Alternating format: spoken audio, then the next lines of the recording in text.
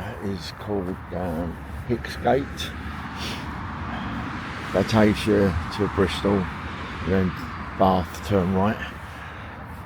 But this used to be, it still is, a nice cycle ride, because you can go all the way down to Bristol if you want to on the cycle track. Or even if you wanted to walk, there's still some nice walking you could do down here. That's basically the main road going down to Bristol, Bristol. But then you come up there. This road here was a lovely little road at one point. You know, it's only roads. People used to cycle down here, walk down here, bring their kids down here on their push bikes. But over the last 2 years, as you can see, the old crusties have moved in.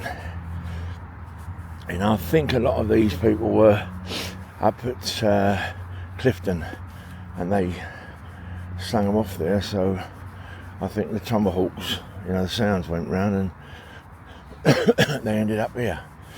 But, you know, at the end of the day, they got to live somewhere, and I haven't really got a problem with it. The only problem that I'll say that I've got with it is, you know, the mess that they make.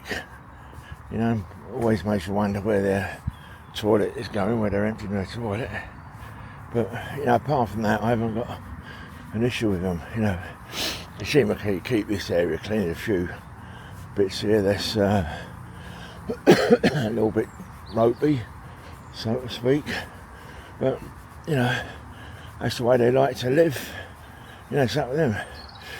You know, I wouldn't fancy it myself because of the cold weather.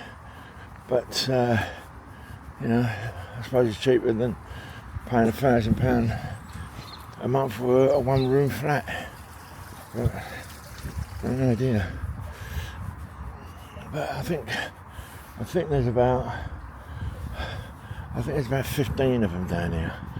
2 years ago there was, I think it started off about 3 of them up the top there, and then it started getting a bit more, and it did get really, really scruffy at one point. Had a burnt out caravan here, you know, and craps. I'm not sure if the council came around and said, look, you know, we don't mind you staying here if as long as you keep it clean. You know, so that may have been what happened, but you know, it's not that bad. You know, there's a big field over back there. If you go through these trees here, and they sort of like, they used to have scramblers. You know, people used to take their motorbikes down and do a lot of scrambling. But I think I'd imagine that's where they're putting all their rubbish, their crap and poo-poos and pissies. Don't know, do you? But,